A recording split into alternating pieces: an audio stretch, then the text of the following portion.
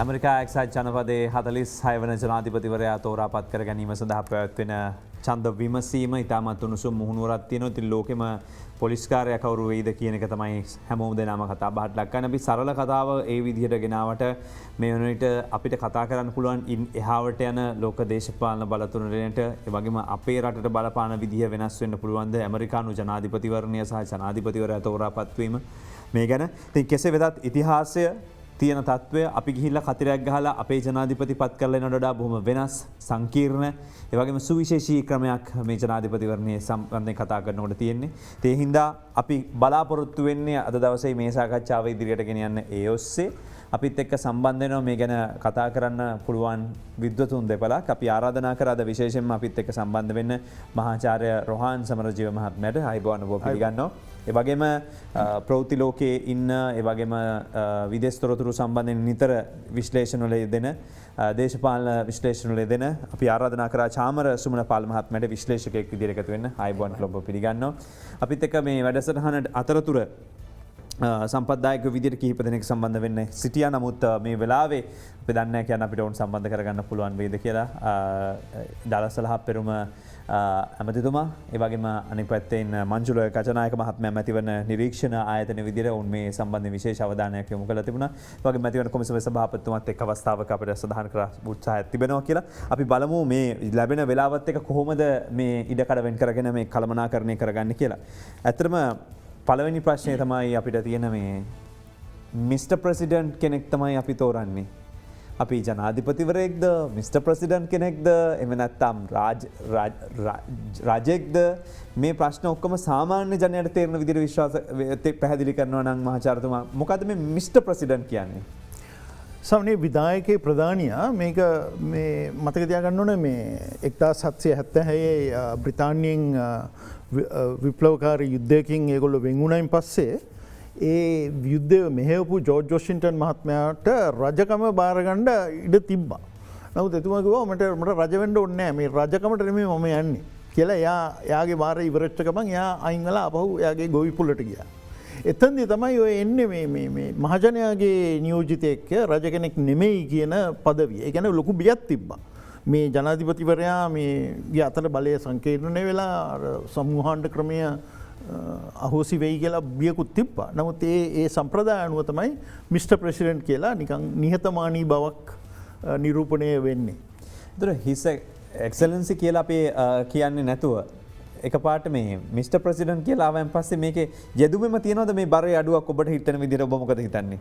ඔව් මම හිතන්නේ ඒක මේ යෙදුමේ බරේ කියන්නේ දැන් පළවෙනි පුරවැසියා තමයි ඇමරිකාවේ. නමුත් අර කිව්වත් වගේ බල විභේදනය ගැන ඒගොල්ලෝ ලොකු අවධානයක් යොමු කරපු නිසා විශේෂයෙන්ම ඇමරිකාව මුලින්ම නිර්මාණය වෙන අවස්ථාවෙම ඒ මොකද රජෙක්ට විරුද්ධව කැරලි ගහලා ඊට පස්සේ ආයෙ රජෙක් පත් කරගන්න යාලට අවශ්‍යතාවයක් තිබෙන්නේ නැති නිසා වෙනසක් වගේ දෙයක් නිසා තමයි මම හිතන්නේ මිස්ටර් ප්‍රෙසිඩන්ට් කියන යෙදුම එන්නේ. ඉතින් එතෙන්දී අපි දන්නවා මේ මොකද මුලින්ම ඔය ක්‍රමේ හදනකොට එතන තිබුණා සෙන්ටර් එකද එහෙම නැත්නම් මධ්‍යම ආණ්ඩුවද ප්‍රාන්තද ඒ දෝලනය තිබුණා.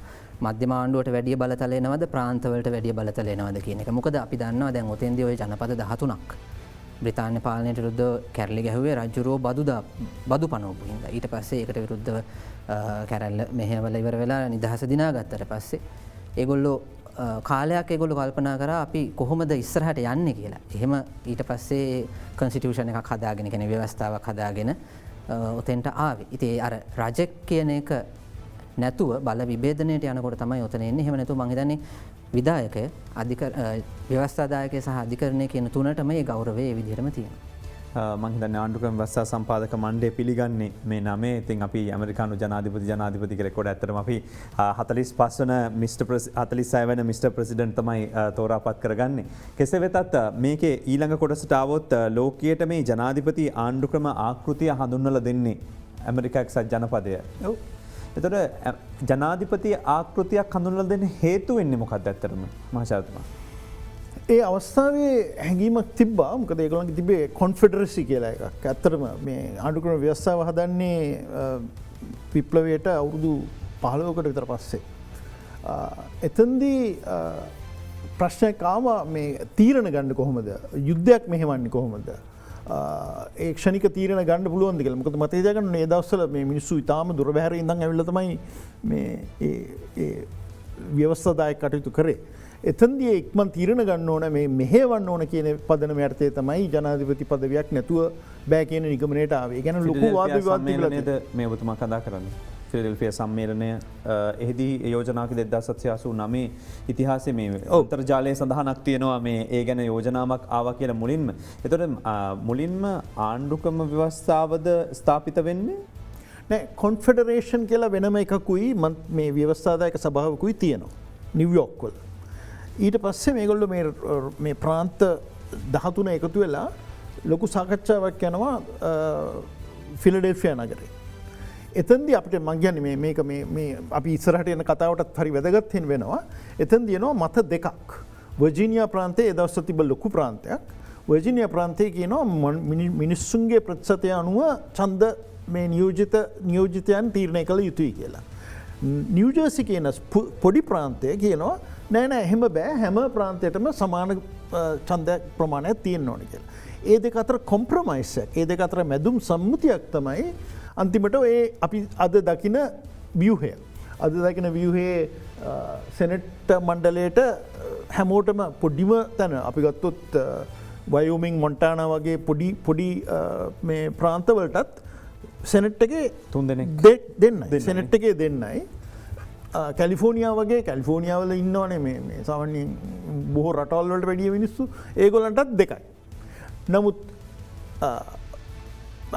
නියෝජිත මන්ත්‍රණ සභාවේ කොංග්‍රස් එකේ ජනගහනයට අනුපාතිකව. ඔකට අපි කියන්නේ මේ කනෙටිකට් කොම්ප්‍රොමයිස් කියලා. ඒ දෙක අර මත දෙක බොහොම කඩාවැටෙන තත්ත්වයට ගිහිල්ලා බේරගත්තේ ඒ මැදුම් සම්මුතිය තුලින්. ඒ කියන්නේ ඒගොල්ලෝ කිව්වා සෙනෙට් එකට අපි දෙනවා ප්‍රාන්තවලට නියෝජනයක්. නමුත් අනිත් එකේ ජනගහනයට නියෝජනයක් දෙනවා කියලා. ඒ විදිහට තමයි මේක ක්‍රමක්‍රමයෙන් ගොඩනගාගෙන ආවේ. දැන් මේකේ උදාහරණ ඉතිහාසය නම් දැන් ජෝර්ජ් වොෂින්ටන් ජනාධිපතිවරයා රාජ්‍ය 13කට මිලියන 4ක ජනතාවකට තමයි නායකත්වය දෙන්නේ. අද වනකොට පත්වන ජනාධිපතිවරයා ගත්තොත් ඊට වඩා සම්පූර්ණ වෙනස් වෙනවා. රාජ්‍ය 13ක මිලියන මේ තිබිච්ච තත්ත්වය අද වෙනස් වෙලා තියෙනවා. විශේෂයෙන්ම රාජ්‍ය 50ක මිලියන 329ක ජනතාවට හසුරුවන පුද්ගලයෙක් බවට පත් වෙනවා. මේ වෙනස ඇතිවෙන් එතොට කෙටි කාලයක් තුළ රාජ්‍යයක් මේ තත්වයට දියුණුනේ කොහොමද සහ ජනගහනය වර්ධනය වුණේ කොහොමද කෙටි පැහැදිලි කිරීමක් ඔබතුමා කරොත්? ඔව් මම හිතන්නේ ඇමරිකාව මේ ව්‍යාප්ත වෙච්ච හැටි කතා කරන්න ගියොත් ඒක දීර්ඝ කතාවක්. අවුරුදු 200ක විතර දීර්ඝ කතාවක්. කොහොම හරි මම හිතන්නේ මුල් කාලේ ඉඳලම ඇමරිකා එක්සත් ජනපදයේ කියන රාජ්‍ය බිහි වෙන්න කලින්ම ওই ජනපදවලට මිනිස්සු ආවා. මූලික වශයෙන් ඒ කාලේ යුරෝපේ තිබුණා මේ ආගමික පීඩනය සහ වෙනත් විශේෂයෙන්ම රජවරුන්ගේ තාඩන පීඩනවලට ලක් වෙච්ච මිනිස්සු ඔය නව ලෝකයක් හොයාගෙන නිදහසේ ජීවත් වෙන්න හොයාගෙන කියලා ඇමරිකාවට සංක්‍රමණය වෙනවා. ඒ නිසා අපි දන්නවා මම හිතන්නේ යුරෝපයේ ඕනම රටකින් සංක්‍රමණය වෙච්ච අය ඇමරිකාවේ ඉන්නවා. එතකොට දැන් ඒ අයගෙන් පැවතෙන අය තමයි මම හිතන්නේ ඇමරිකාව ඒ කාලේ පෝෂණය කරන්නේ.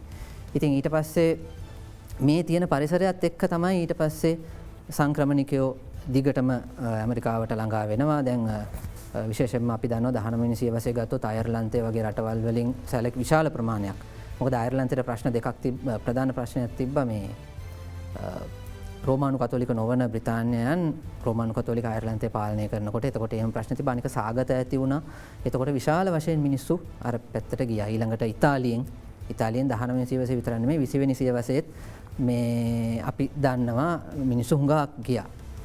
අර ඇමරිකන් ඩ්‍රීම් එක කියන්නේ ගිහිල්ලා ඇමරිකාවේ සල්ලි ඩොලර් හම්බ කරලා අර ලංකාවේ අය මිල්ලේ සොයා යනවා වගේ ඩොලර් සොයාගෙන ගියා. ඒ වගේ ඒක තමයි කාලයක් තිස්සේ ගිහිල්ලා ඔය ඇමරිකාව උච්චර ලොකු බලවතෙක් බවට පත් වුණේ ඔය ආර්ථිකය සහ ඒ දේවල් එක්ක. ඇමරිකාව මේ භූමිය වශයෙන් ප්‍රසාරණය වෙන විදිහ ගත්තොත් ඉතින් ඒක එච්චරම ලස්සන කතාවක් නෙමෙයි. ඔය ස්වදේශික ඇමරිකානුවන්ගෙන් ඉඩම් පැහැර ගැනීම ඊළඟට ඔය මේ සමහර වෙලාවට මිලදී ගත්තා. දැන් ඔය ලුයිසියානා පර්චස් කියලා ලොකු ප්‍රදේශයක් ප්‍රංශයෙන් මිලදී ගත්තා. ඊළඟට මෙක්සිකෝවත් එක්ක යුද්ධයක් කරලා තමයි ඔය කැලිෆෝනියාව, නිව් මෙක්සිකෝ, ඇරිසෝනා වගේ ප්‍රාන්ත ගණනාවක් තියෙන ප්‍රදේශයක් ගත්තේ මෙක්සිකෝවත් එක්ක යුද්ධයක් කරලා. ඉතින් ඒ යුද්ධය ඇත්තටම මේ හරියට ගත්තොත් හේතුවක් නැති, ඒ කියන්නේ හරි සාධාරණ හේතුවක් කියන්න අමාරුයි. ඉතින් අර ඒ වගේ ක්‍රමයකට තමයි ඒගොල්ලෝ ඒක ප්‍රසාරණය වුණේ. ඊට පස්සේ සම්පත් හම්බ වුණා, අපි දන්නවා කැලිෆෝනියාවේ රත්තරන් හම්බ වුණා, ඊළඟට ඔය වගේ කතන්දර. ඒ වගේ ප්‍රසාරණයකින් තමයි ඒ පැත්ත ප්‍රසාරණය වුණේ. ඉතින් අර තිබිච්ච පසුබිමත් එක්ක මිනිස්සුන්ගේ පැමිණීම සහ ආර්ථික වශයෙන් දියුණු වීම සහ ඒ ලැබිච්ච සම්පත්, ඒ තිබ්බ පරිසරය, ඒ ඔක්කොමත් එක්ක තමයි ඇමරිකාව අද වෙනකොට මේ තත්ත්වයට ඇවිල්ලා තියෙන්නේ. මහාචාර්යතුමා මේ ඇමරිකාවේ ජනාධිපතිවරණය පැවැත්වීම සම්බන්ධයෙන් දිනය නීතිගත කරලා තියෙනවා. කියන්නේ නොවැම්බර් 1 වෙනි සඳුදාට පසු එළඹෙන පළවෙනි අඟහරුවාදා දිනය කියලා. දැන් අපේ රටේ මෙහෙම ජනාධිපතිවරණයක් සම්බන්ධයෙන් දිනයක් නම් කිරීමක් නැහැ. මේක හරි මේක තීරණය කරන්න පුළුවන් එක හේතුකාර අපි දැක්ක පහුගිය කාලේ මේක අත්විඳන්නේ අපි. ජ්‍යොතිෂකාරයන්ට ඉතින් බිස්නස් නෑ ඒ රට. ඔව්. ඒ කියන්නේ කේන්දර බල්ලා වෙලාවල් බල්ලා මොකුත් කරන්න බෑනේ. මේක අපිට මම කැමති මේ සංවාදේ ගොඩනගන්න අපිට කොහොමද මේ දවස නම් කිරීම වැදගත් වෙන්නේ කියන එකත් එක්ක ඇයි මේ දවස නම් කරන්න හේතුව කියන එක. ඒකේ හේතුව ඉතින් එතකොට යම්කිසි නිශ්චිතභාවයක් තියෙනවා නේ. නිශ්චිතභාවයක් තියෙනවා. අනිත් එක ඒ දවස්වල මේ අපි මතක තියාගන්න ඕනේ මේගොල්ලෝ මේ වැඩේට ලෑස්ති වෙන්නේ මේ තාක්ෂණය ගමනාගමන පහසුකම්. මේ මිනිස්සු අස්ස කරත්තවලින් කාල්වලනේ ඔය පටන් ගත්තේ. ඉතින් ඒ තත්ත්වයන් යටතේ ඒගොල්ලෝ තීරණය කරා මේක මේ පිළිවෙලකට කරන්න ඕන කියලා. ඉතින් අපිට අපේ රටේ බැලුවොත් මේ මැතිවරණ කියන වචනේත් ඇත්තටම වැරදි. ඉතින් ජනාධිපතිවරණ, මැතිවරණ මේවා කරනකොට සෑහෙන ආර්ථිකයට හානියක් සිද්ධ වෙනවා. තීරණ ගන්න බැරි, මුදල් අවිනිශ්චිතභාවයක් තියෙන ඒ වගේ තත්ත්වයක් ඇති වෙනවා. ඒ රටේ එහෙම මේ රටේ තියෙනවා මේ අපි කියනවා පොලිටිකල් සයිකල් එකක් කියලා. දේශපාලන චක්‍රයක් තියෙනවා. එතකොට අපි බලාපොරොත්තු වෙන්න පුළුවන් දැන් අපි දන්නවා මේ නිශ්චිතවම ඡන්ද තියෙන්නේ මේ කාලෙට. දැන් මේක මේ හැමෝම බලන්නේ ජනාධිපතිවරණයක් කියලා.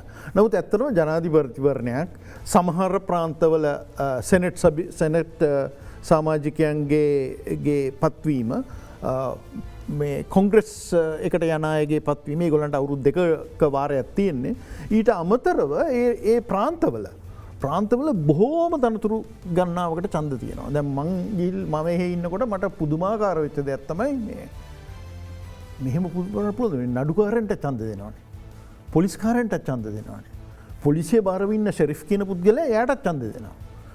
අපි හිතන්න පුළුවන් අපි පොලිසියට ඡන්ද දෙන්න පටන් ගත්තොත් මොකද වෙන්නේ කියලා. අපිට ඒක හරි කැළඹිලි සහගත සිද්ධියක් වුණා. ඒ ඔක්කොම කියන්නේ එක දවසේ. මම පොඩ අපි දර්ශනත් එක්ක බැලුවොත් දැන් අපිට එතකොට දැන් අද අපිට කතා කරන්න අවස්ථා දෙකක් තියෙනවා. එකක් තමයි මේ සම්බන්ධයෙන් කතා කරනකොට මේගොල්ලෝ වාහනයම ගිහිල්ලා ඡන්ද ප්‍රකාශයට පත් කිරීම කියන කාරණේ. හැබැයි කෙටි වෙලාවක් ගත වුණත් එක්කනකො දැන් එකක් අපි වගේ තනි කතිරකින් ඉන්න දෙන්න නෙමෙයිද තෝරන්නේ. ඒක එකක්.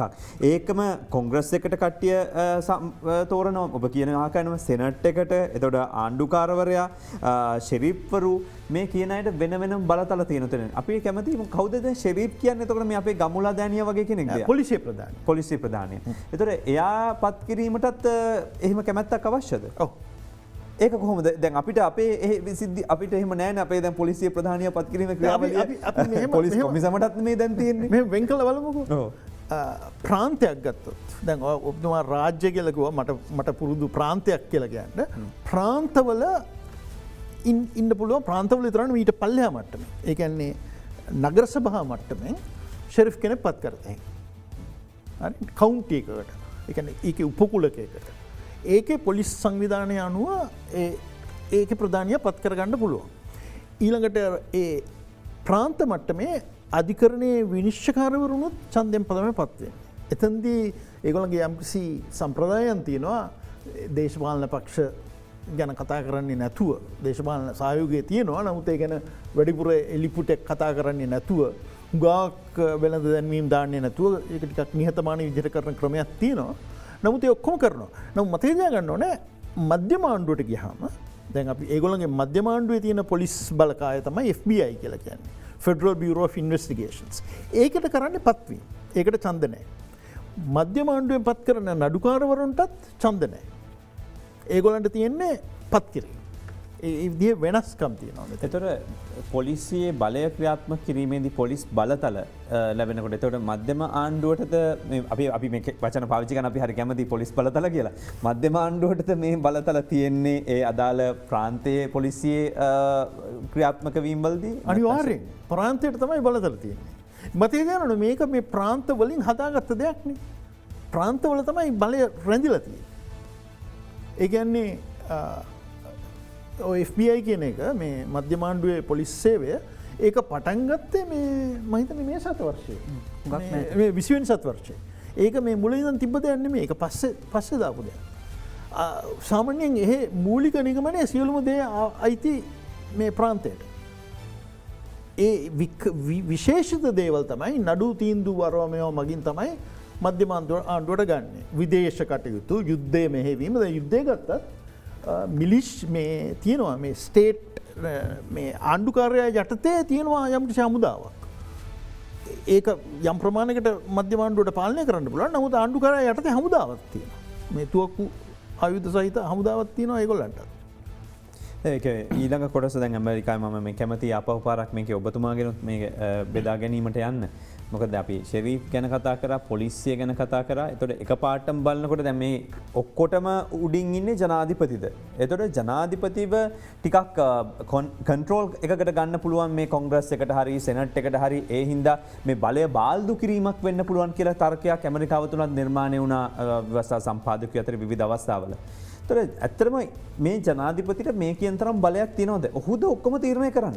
ඇත්තරම දේශීය කටයුතු ගත්තොතින් ඔය අපි හිතන තරම් බලයක් ඇමරිකාවේ ජනාධිපතිට නැහැ කෙලින්ම ගත්තොතින්. කියන්නේ අපි දන්නවා කොංග්‍රස් එකට යම්කිසි බලයක් තියෙනවා ඊළඟට සෙනට් එකට තියෙනවා ඒ වගේම ප්‍රාන්තවලට තියෙනවා. දැන් ව්‍යවස්ථාව වෙනස් කරන්න ගියොතින් එහෙම ප්‍රාන්තවලින් 4/3 කැමැත්ත ඕනේ. ඒ වගේ දේවල් තියෙනවා. ඒ කියන්නේ ඒකේ පදනම තියෙන්නේ ඔය ඇමරිකාව හදපු ෆවුන්ඩිං ෆාදර්ස්ලා හිතපු දේවල්. ඒ කියන්නේ ආයතනයක් මම හිතන්නේ මහාචාර්යතුමාත් ඒක කිව්වා වගේ ප්‍රාන්ත කියන එක හරි වැදගත් ඒ කට්ටියට. ඒක මොකද ඒවා එකතු වෙලානේ මේ රාජ්‍ය නිර්මාණය වෙන්නේ. එතකොට දැන් ඇත්තටම බ්‍රිතාන්‍යයන්ගෙන් නිදහස දිනා ගන්න තමයි මේගොල්ලෝ එකතු වුණේ. දැන් මේ ප්‍රාන්ත ගත්තොත් එකිනෙකට ඒ කාලේ තිබ්බ 13 ගත්තත් එකිනෙකට හුඟක් වෙනස් සමහර වෙලාවට. ඒ වගේම තව ලොකු ප්‍රශ්නයක් ඒ කාලේ තිබ්බ වහල් මෙහෙය කියන එක.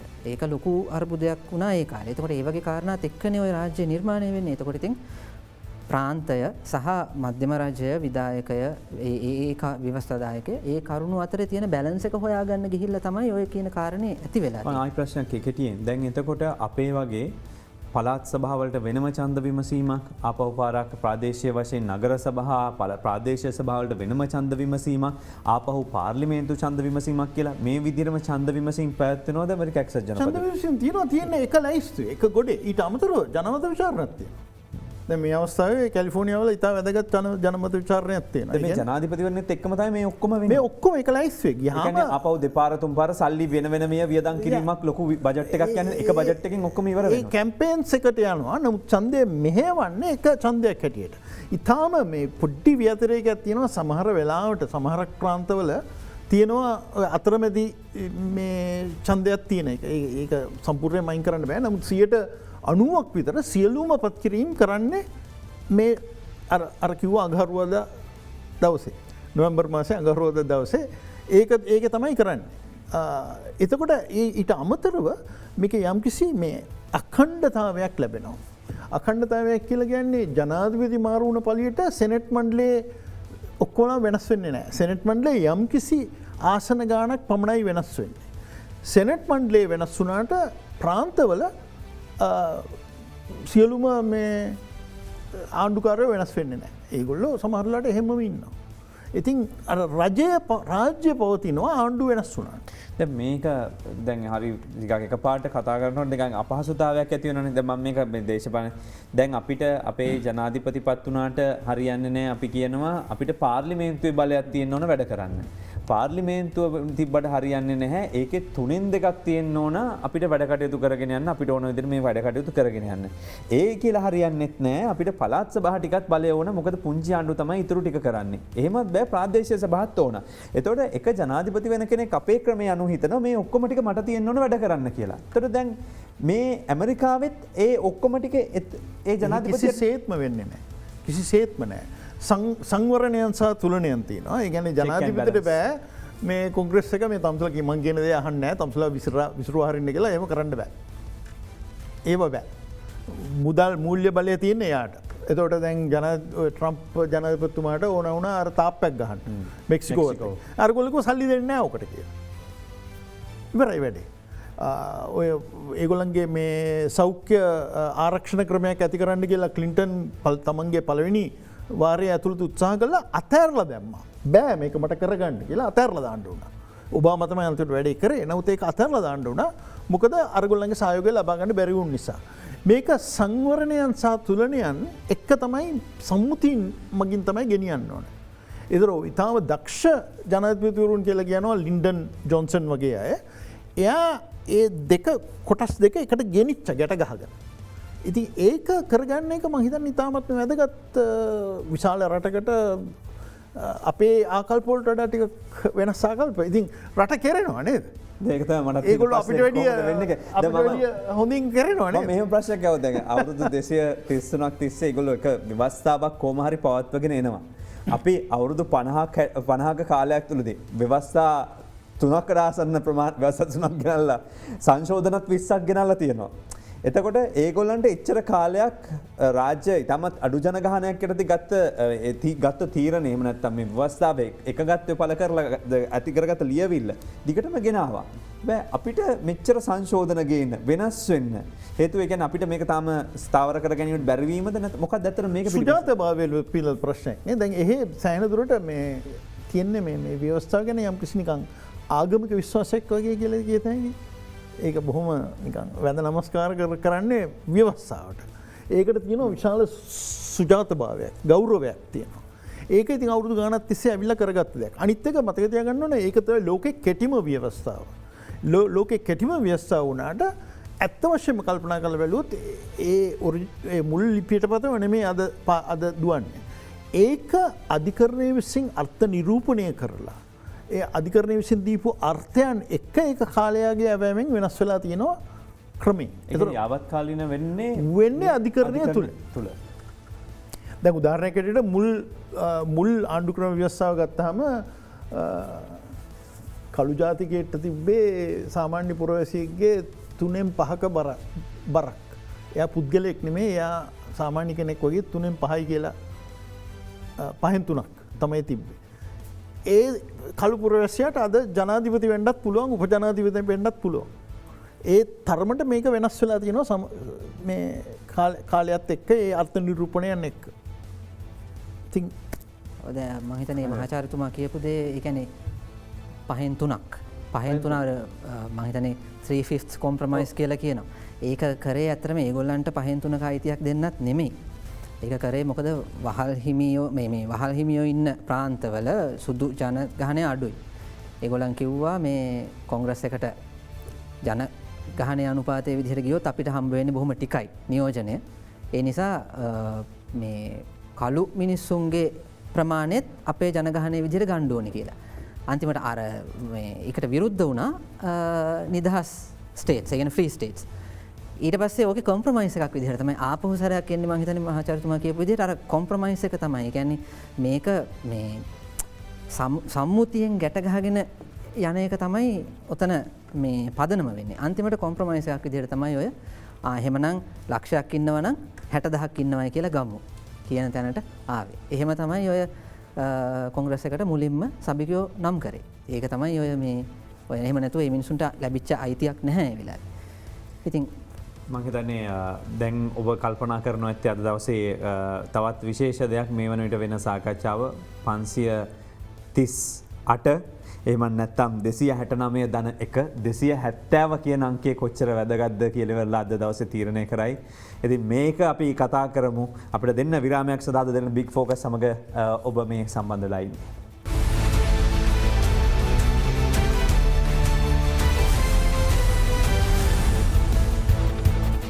අවසාන බිග් ෆෝකස් සමගින් අද දවසේ ලෝකෙන් බලන් ඉන්න මාතෘකාවක් වෙත අවධානය යොමු කරලා තියෙන ඇමරිකානු ජනාධිපතිවරණය ගැන මහාචාර්ය රෝහන් සමරජීව මහත්මයා වගේම අපිත් එක්ක සම්බන්ධ වෙනවා අද දවසේ විදේශ දේශපාලන විශ්ලේෂකයෙක් විදිහට චාමර සමනපාල මහත්මයා. අපි මේකදී ඇමරිකානු ඉතිහාසය ඒ වගේ මේ වනට තියෙන තත්ත්වය සම්බන්ධයෙන් අපි පැහැදිලි කිරීමක් යෙදුණා. ඉතින් ඇත්තටම ඇමරිකාවේ ජනාධිපතිවරණය දීර්ඝ ක්‍රියාවලියක් මම හිතන ඔබතුමාලාත් එකඟ වෙයි කියලා විශ්වාස කරනවා. ඉතින් ඡන්දේ පවත්වන අවුරුද්දට ඉස්සෙල්ලා අවුරුද්දේ තමයි මේ ක්‍රියාවලිය පටන් ගන්නෙ. ඒ වගේම තමයි මූලික වශයෙන් අපිට දකින්න පුළුවන් පියවර කිහිපයක් තිබෙනවා. ඉන් එකක් තමයි පක්ෂවල අපේක්ෂකයා තෝරා ගැනීම, පක්ෂවල ජාතික සම්මේලන පැවැත්වීම, මහජන ඡන්දේ, ඡන්ද විද්‍යාල කියලා කියනවා. මේක සිංහලට සම්පූර්ණයෙන් පරිවර්තනය කරලා මම හිතනවා මේ ඉලෙක්ට්‍රල් කොලෙජ් කියන එක එහෙම කරන එක හරි නෑ කියලා ඡන්ද ගණ කියලා අපි ඒක සඳහන් කරමු. ඉතින් විශේෂයෙන්ම කොංග්‍රස් මණ්ඩල 15 මන්ත්‍රී මණ්ඩලයේ ජනාධිපති නිල වශයෙන් තෝරාපත් කර ගැනීම නව ජනාධිපති දිවුරුම් දීම මේක මෙන්න මේ ක්‍රියාවලිය තුල කතා බහට ලක් කරද්දී මුල් වටේ ඡන්ද විමසීම් කියන එක ප්‍රයිමරිස් කියන එක අපි කතා කරන්න බලාපොරොත්තු වෙන මෙතන සිට. ඇත්තටම මේ ප්‍රයිමරිස් කියලා කියන්නේ මොකද්ද මහාචාර්යතුමා? ප්‍රයිමරිස් කියන්නේ අපේක්ෂය තෝරා ගැනීම. එතකොට ඉස්සර විශේෂයෙන් 960 ගණන් වලට කලින් ලොකු අසතුටක් තිබ්බා. මේ පක්ෂයේ සාමාන්‍ය සමාජිකයන්ට එහෙම නැත්තම් ජනතාවට සහභාගී වෙන්න අඩක් නැතුව ඒකට කිව්වේ ස්මෝක් ෆිල්ඩ් රූම්ස් කියලා. කරුවල කාමරවල ඒ මේවා මෙහෙවන මේ රූකඩ මෙහෙවන අය මේ තමයි අපේක්ෂකව තීරණය කරන්න කියලා. ඉතින් ඒක වඩා ප්‍රජාතන්ත්‍රීකරණය කිරීම සඳහා තමයි ඔය ප්‍රයිමරිස් කියන සංකල්පය ආවේ. ඒ කියන්නේ දැන් ලංකාවේත් අපි කවුරුත් දන්න දෙයක් තමයි ලංකාවේ අපේක්ෂකයා තෝරනවා. ඒකෝද අපිට වෙලා තියෙන්නේ පක්ෂ වලින් දෙන අපේක්ෂකයෝ අතරින් කාව හරි තෝරගන්න. ඒක ඉතින් අපි කියන්නේ කෘත්‍යාධිකාරී මණ්ඩලය තෝරනවා, ජාතික සම්මේලනයේදී තෝරනවා. කෘත්‍යාධිකාරී මණ්ඩලයේ වැඩේ ජනතාවටම දීලා තියෙනවා. ඒගොල්ලන්ට ඡන්ද දීලා ඒගොල්ලෝ හොයාගන්න කාටද මේ පක්ෂයෙන් කවුද අපේක්ෂකයා, අර පක්ෂයෙන් කවුද අපේක්ෂකයා කියලා එයාට දෙනවා තීරණය කිරීමේ අයිතිය. හැබැයි පක්ෂ තෝරගන්න බැරුණාම සම්මේලනයට යනවා නේද මේ ක්‍රමය තුලත්? ඔව් ඒක වෙන්නේ හුඟක් වෙලාවට පක්ෂයෙන්ම තෝරගන්නවා. දැන් ඒ වගේ තත්වයකට මං හිතන්නේ අපි දන්න කාලෙක වෙලා නැහැ. ඒ කියන්නේ නිල වශයෙන් නම් කරන්නේ සම්මේලනයේදී. නමුත් ඊට කලින් හුඟක් වෙලාවට කවුද කියන එක තීරණය වෙනවා. එහෙම අපිට මතක ඇති කාලෙක මං හිතන්නේ අන්තිම මොහොත වෙනකන් සටන ගියේ නැහැ. මං හිතන්නේ 2016 දී හිලරි ක්ලින්ටන් සහ බර්නි සැන්ඩර්ස් අතරේ තරඟය බොහොම කටළඟටම ගිහිල්ලා ඊට පස්සේ බර්නි සැන්ඩර්ස් අයින් වුණා.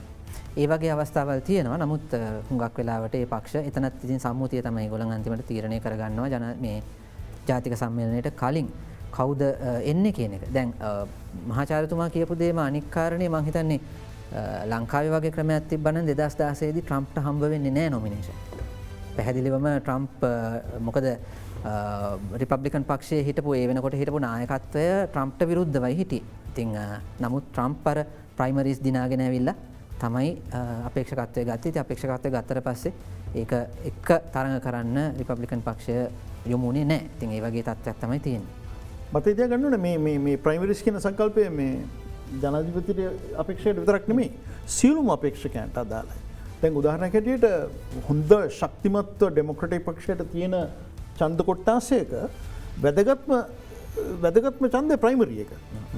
ඒක ඩෙමොක්‍රටික් පක්ෂයේ අපේක්ෂක වුණොත් ඉතින් ඊට පස්සේ නිකන් බලන් ඉන්න විතරයි තියෙන්නේ. අරක තමයි නියම තරඟය. අර ඇලෙක්සැන්ඩ්‍රා ඔකාසියෝ කොර්ටෙස් කියලා මේ තරුණ කාන්තාවක් ඉන්නවා අවුරුදු 29ක. දැන් ඒ මන්ත්‍රණ සභාවේ ලාබාලම එයා ඇත්ත වශයෙන්ම කරේ ලොකු පක්ෂයේ ජගතෙක්ව පරාජය කරා ප්‍රයිමරි එකේ. ඒක නිසා එයාට ඉතින් ඊට පස්සේ තැනක් තියෙනවා.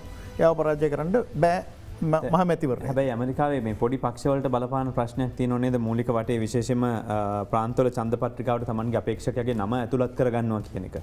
ඇතුළත් කරගන්න සෑහෙන බැලට් ඇක්සස් එක ඒ ප්‍රාන්තවල වෙනස් දේවල් තියෙනවා. නමුත් අපි මතක තියාගන්න ඕනේ ඔය බර්නි සැන්ඩර්ස් කියන පුද්ගලයාව සඳහන් කරා.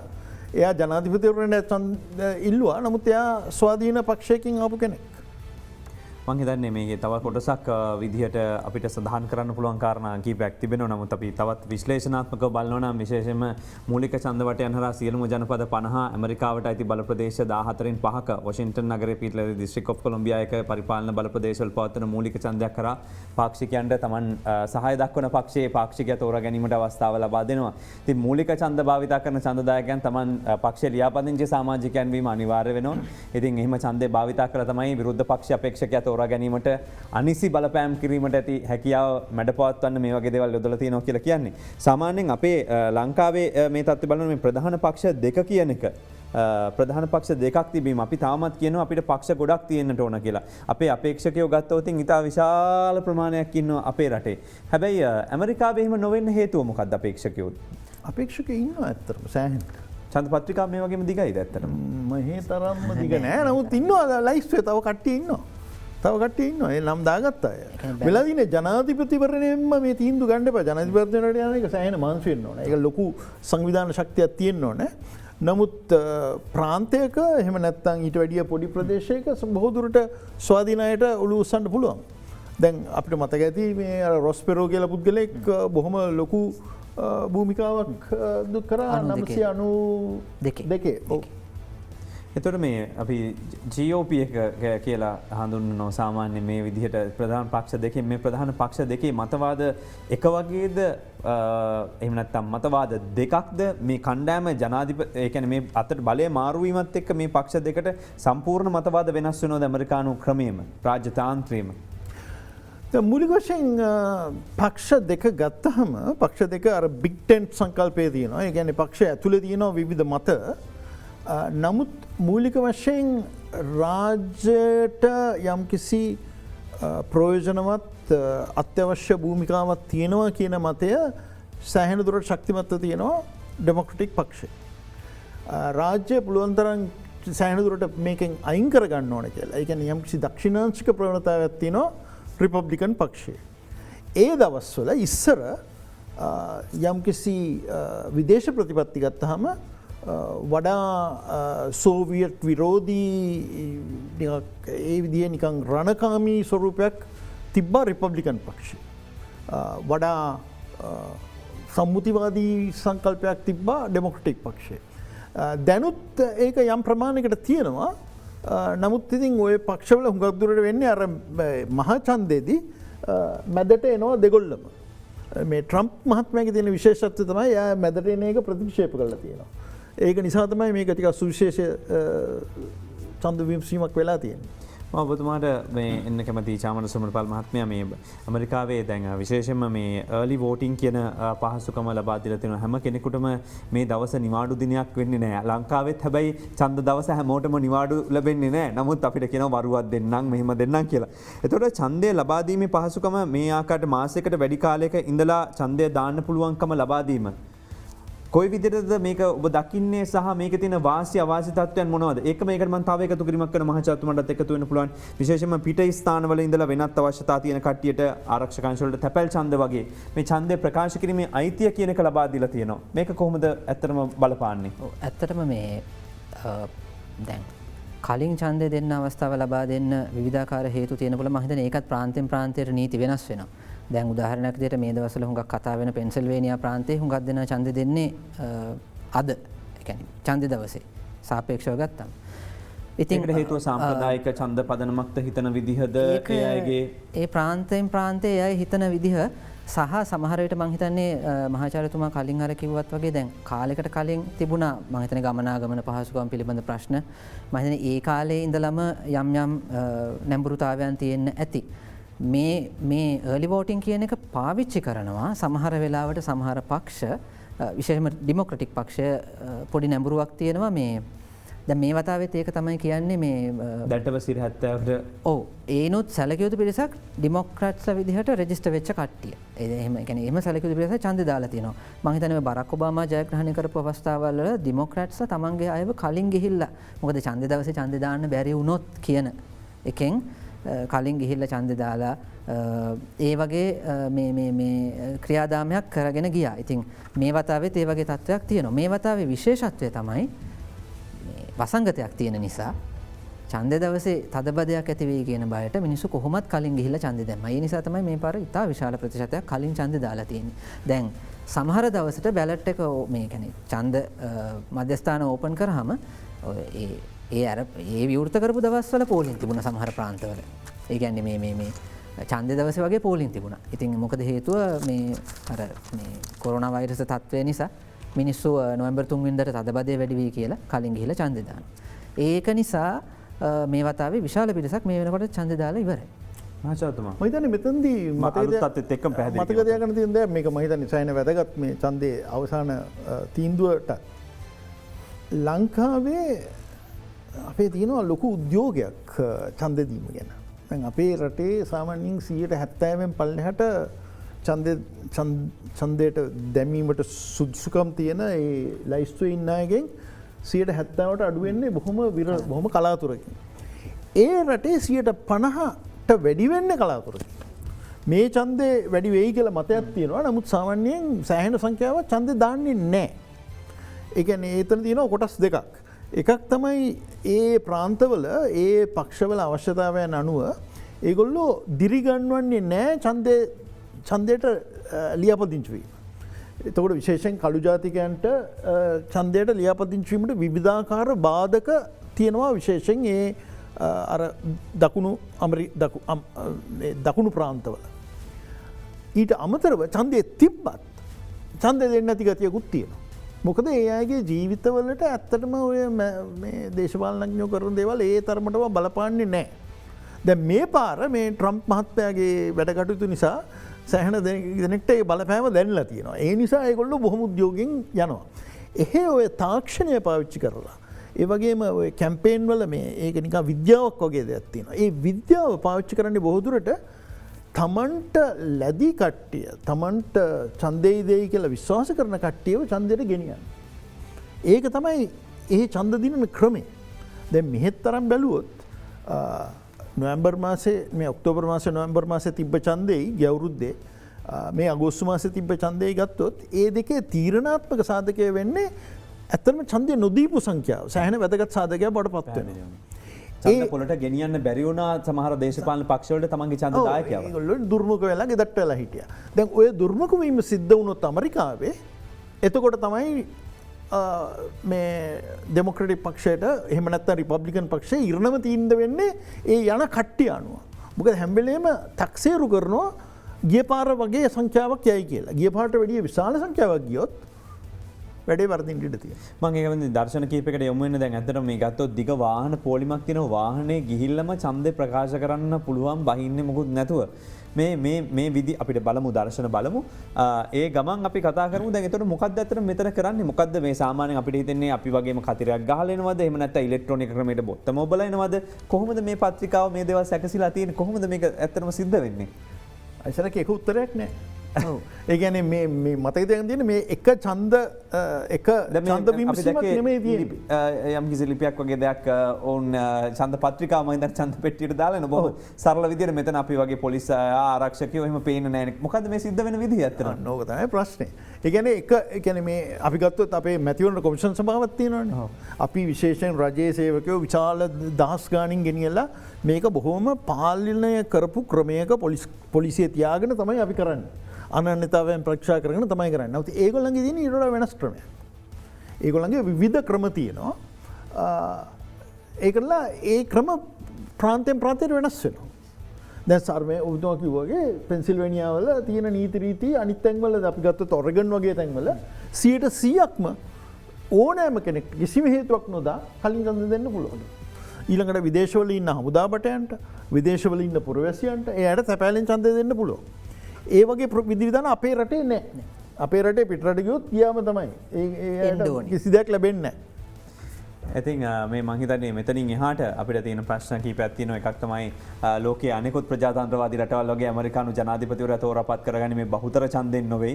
ඒකට විශේෂ ක්‍රමවේදයක් තියෙනවා.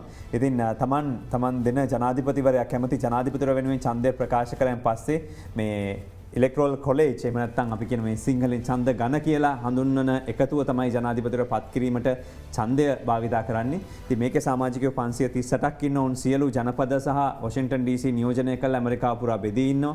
හැම පක්ෂයකටම හැම ජනපදයක් වෙනුවෙන්ම වෙනම ඉලෙක්ට්‍රෝල් කොලේජ් එකක් වෝට් ලයිස්තුවක් තියෙනවා. ඉතින් යම් අපේක්ෂකෙක් ජනපදයක් බහුතර ඡන්දය ජයග්‍රහණය කරාම එහි එම ජයග්‍රාහකයාගේ පක්ෂයේ සමාජිකයන්ට මේ ජනපදයට හිමි සියලුම ඉලෙක්ට්‍රෝල් වෝට්ස් ටික අපේක්ෂකයා ජනාධිපති කිරීම සඳහා භාවිතා කිරීමට ඉඩ ලැබෙනවා. ඉතින් මේකේ අනුපාතය බෙදීම සිදුවන්නේ නැහැ. ඉතින් සාමාන්‍ය කියන්නේ winner takes all කියලා. මෙන්න මේ ක්‍රමයක් එක්ක අපිට පුළුවන් මෙතුමලගෙන් මේක ඇත්තට මොකක්ද කියලා දැනගන්න. දැන් අපි කතාව දන්නවා කොහොමද ඒක උනේ කියලා. හැබැයි ඒක කතා කරමු අපි මේ විරාමයෙන් අනතුරුව.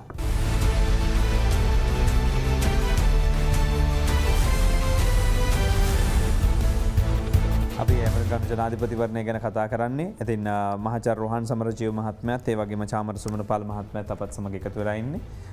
මම කැමති අවසානයේ නවත්තපු තැන තමයි මේ 270 කියන කාරණය. මේක කොහොමද බලපාන්නේ? මම ඒකටත් එක උදාහරණයක් විදිහට ගන්නවා ඇමරිකානු ඉතිහාසයේ 2000 වසර ඒ වගේම ගෙවිච්ච ජනාධිපතිවරණය. සමස්ත ජනයාගේම කැමැත්ත ගත්ත පුද්ගලයා නෙවෙයි අවසානයේ වැඩි ඡන්ද ලබා ගත්ත කෙනා නෙමෙයි ජනාධිපති වෙලා තියෙන. මේක හරි උබතව කෝටිකයින් කොහොමද එහෙම වෙන්නේ?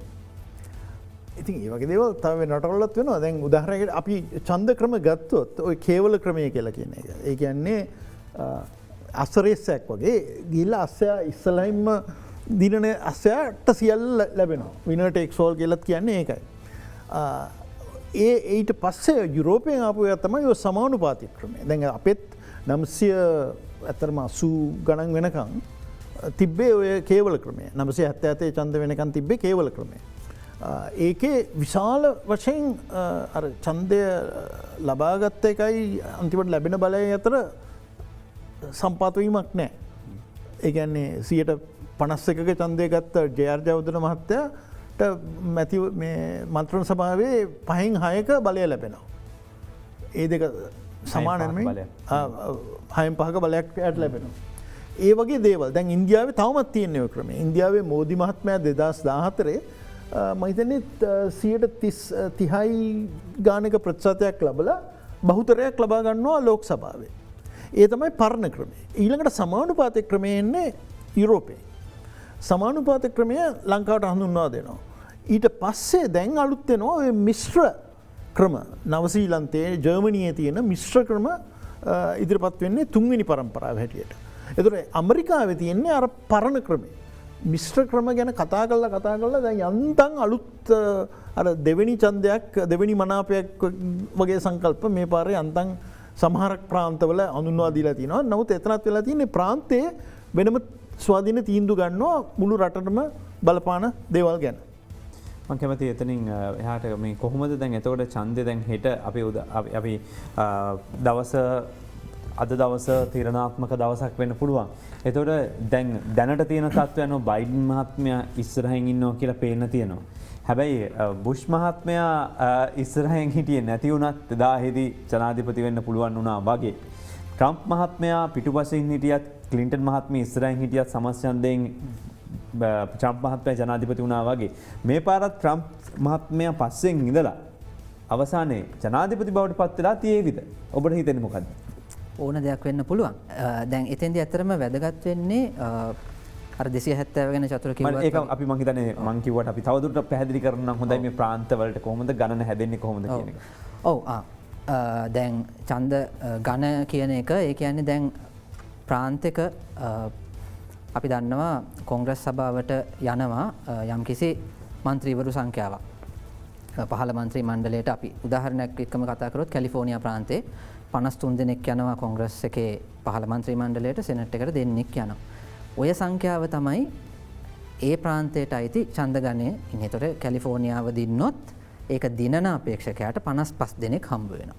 ඒ කියන්නේ දිනන එක්කෙනාට තමයි හම්බ වෙන්නේ නේ. ඒක අනුපාතය අනුව බෙදෙන්නේ නැහැ. නෑ. එක ඡන්දකින්ද 10කින්ද 100කින්ද 1000කින්ද ලක්ෂකින්ද දසලක්ෂකින්ද කියන එක අදාළ නැහැ.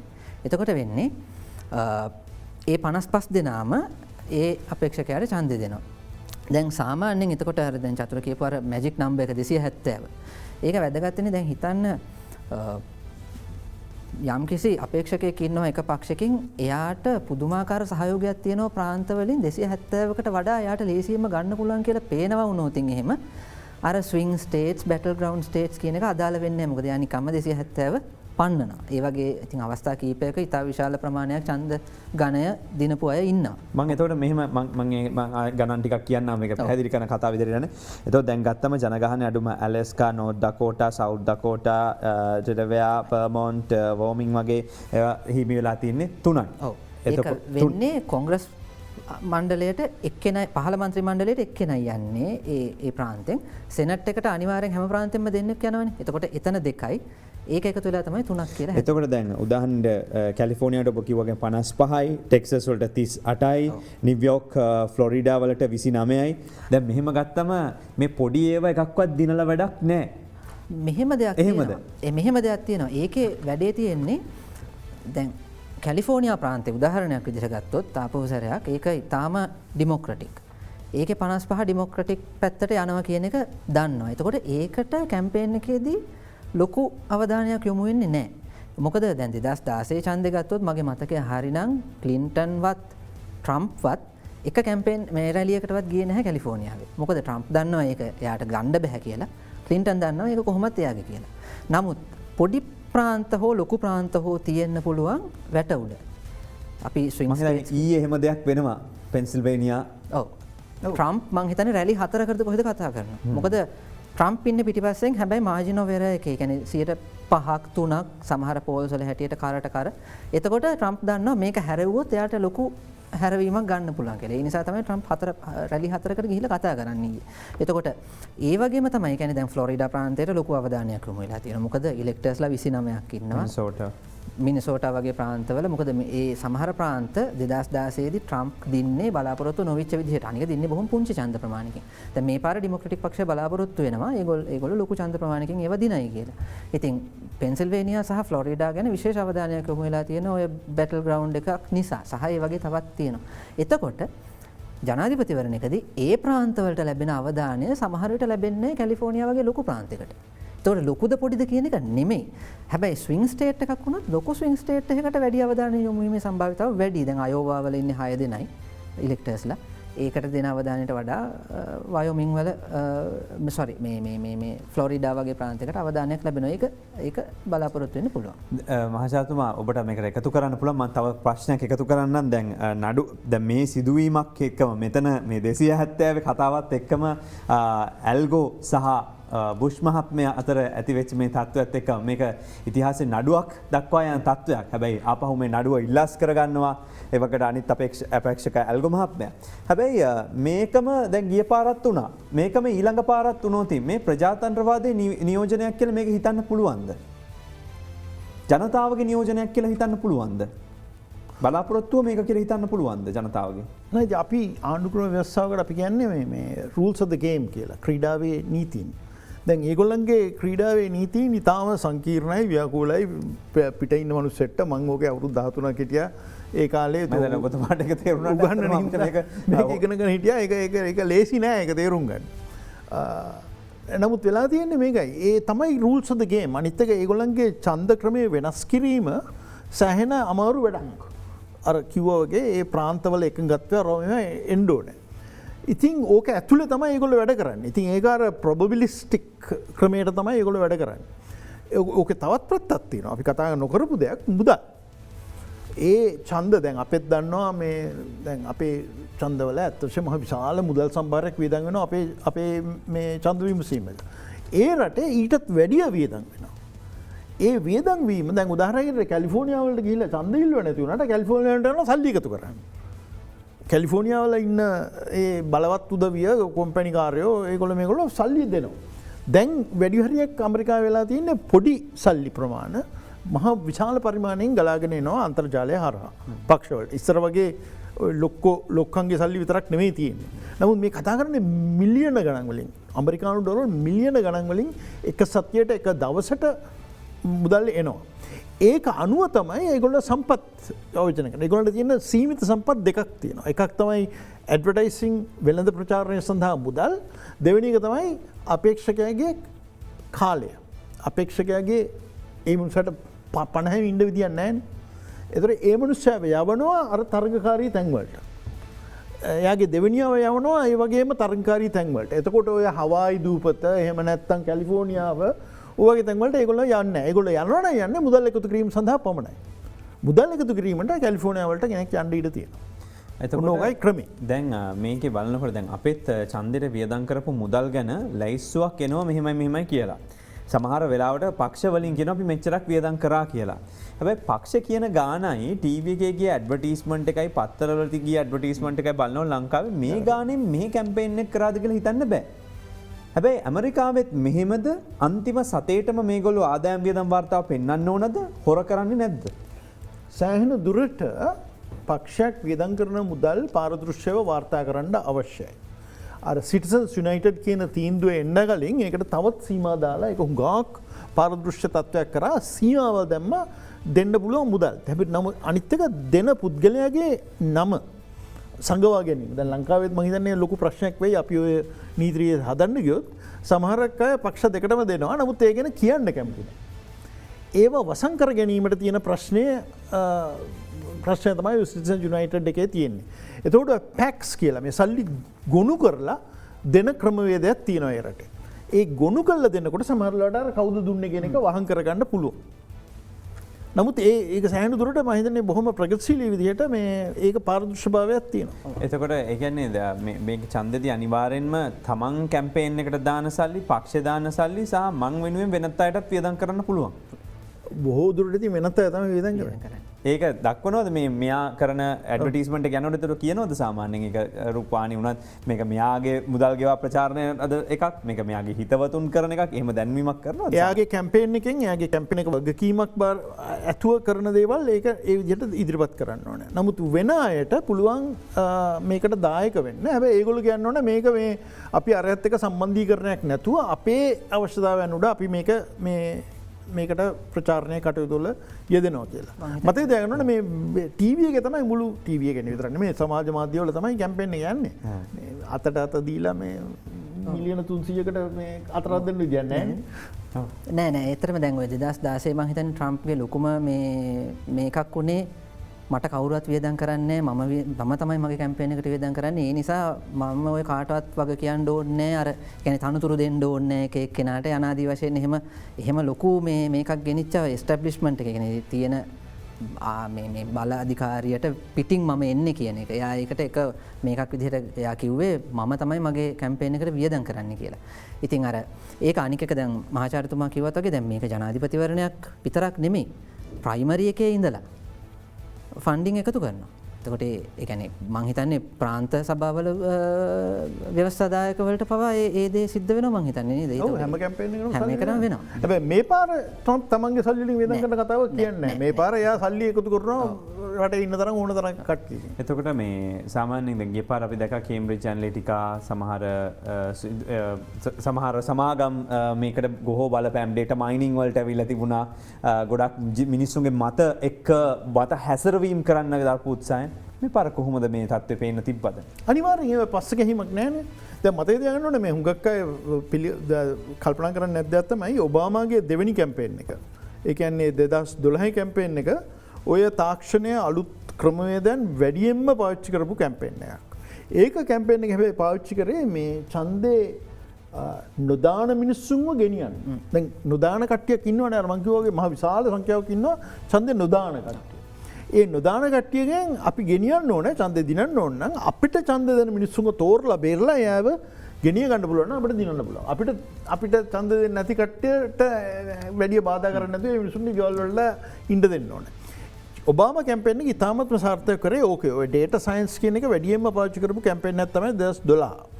2016 වෙච්ච විශේෂිත දේ තමයි අර සයිකොලොජිකල් ප්‍රොෆයිල්ස් මනෝවිද්‍යාත්මක කරුණු යම්කිසි අවිද්‍යමත් එහෙම නැත්තම් නිල නොවන ක්‍රමයකින් Facebook ආයතනයෙන් ලබාගෙන යම්කිසි ගණන් හැදීමක් කරා කවුද මේ පැත්තට නැඹුරුවක් තියෙන කට්ටිය කවුද අනිත් පැත්තට නැඹුරුවක් තියෙන කියලා වෙන් කරගත්තා. වෙන් කරලා ඒ මෙහෙවීම කරා. අන්න ඒක තමයි ඒ 2016 කැම්පේන් එකේ විශේෂ දේ. ඔය කිසි දෙයක් ඉතින් දැන් Facebook සමාගම ඒගොල්ලෝ කිව්වා අපි ඒ දත්ත දෙන්නේ නැහැ. තවදුරටත් අපෙන් ඒ දත්ත ගත්තේ වැරදි විදිහට. අපි දුන්නා නෙමෙයි මේ මිනිස්සු වැරදි විදිහට අපෙන් ගත්තා. අපි තවදුරටත් දෙන්නේ නැහැ කියලා. නමුත් ඒ දත්ත ඉතින් ගියා. මම කෙටිම මට වෙලාව නැහැ මේක ඇත්ත තව සංවාදේ ගොඩාක් දේවල් බලාපොරොත්තු වෙච්ච ඒවා කතා කරන්න බැරි වුණා. හැබැයි කෙටියෙන් ඇහුවොත් ඇමරිකාවේ ජනාධිපතිවරයා කවුද කියන එක මත ඔවුන් දක්වන විදේශ ප්‍රතිපත්තිය සහ ඔවුන්ගේ රාජ්‍ය ප්‍රතිපත්තිය රාජකරණය වෙනස් වෙනවද කියන එකට කෙටි උත්තරයක් ඔබතුමා මොකද කියන්නේ? ඔබතුමා මොකද කියන්නේ? අනිවාර්යෙන් ඉතින් අපිට පැහදිලම තේරණ දෙයක් තමයි දැන් උදාහරණයක් හැටියට ට්‍රම්ප් මහත්මයා ඇවිල්ලා කරපු පළවෙනි දෙයක් තමයි අර ට්‍රාන්ස් පැසිෆික් ඇග්‍රීමන්ට් කියන එක බොහෝම රටවල් ඔස්ට්‍රේලියාව ආසියාවේ බොහෝ රටවල් එක්ක තිබ්බ වෙළඳ කිවිසුමක් ඉවත් වුණා ඒක. ඒ වගේම එයා මේ අර ගෝලීය පාරිසරික වෙනස්කම් වලට තිබ්බ සහයෝගය ඉවත් කරගත්තා. ඒක අපි කාටත් බලපානවා. ඒ කියන්නේ එයාගේ වැඩ නිසා අපිට බලපානවා. මේ අපි ඡන්දය දෙන්නේ නැති අපට. ඒ නිසා තමයි අපි මේකට අවධානය යොමු කළ යුත්තේ. ඉතින් මේක සෑහෙන වැදගත් ඡන්දයක්. ඒ නිසා එයාට තියෙන ලෝකේ කටයුතු වලට බලපෑම් කරන්න හැකියාව තියෙන නිසා. ඒ කියන්නේ දැන් රට ඇතුලේ checks and balances බලපානවා ජනාධිපතිවරයාට ගොඩක්. නමුත් විදේශ ප්‍රතිපත්තියේදී ඒ checks and balances ඒ විදිහට බලපාන්නේ නැහැ. දැන් යුද්ධ ප්‍රකාශයකින් තොරව වියට්නාමයට හමුදා යවන්න පුළුවන් වුණා.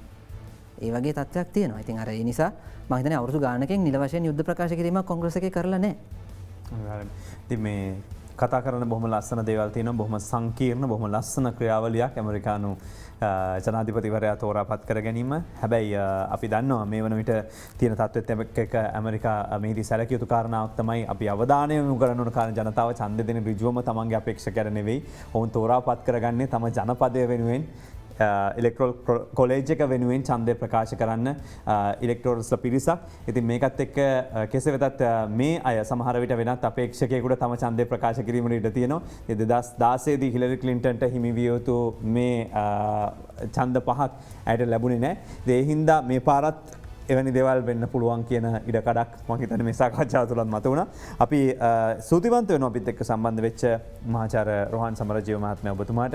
ඒ වගේම විදේශ දේශපාලන විශ්ලේෂකයෙක් විදිහට චාමර සුමනපාල මහත්මයා ඔබතුමාට. ඉතින් තව බොහෝ කාරණා තිබෙනවා. ඉතින් විශේෂයෙන්ම අපි බලාපොරොත්තු වෙනවා අද දවසේ එක්සත් ජනපදයේ 46 වන ජනාධිපතිවරයා තෝරාපත් කර ගැනීමේ මේ ඡන්ද විමසීමේ අතරම කවුද ජයග්‍රහණය කරන්නේ, කවුරු ජයග්‍රහණය කරත් ටිකක් වයසින් වැඩි ජනාධිපතිවරයෙක් තමයි තෝරාපත් වෙන්නේ.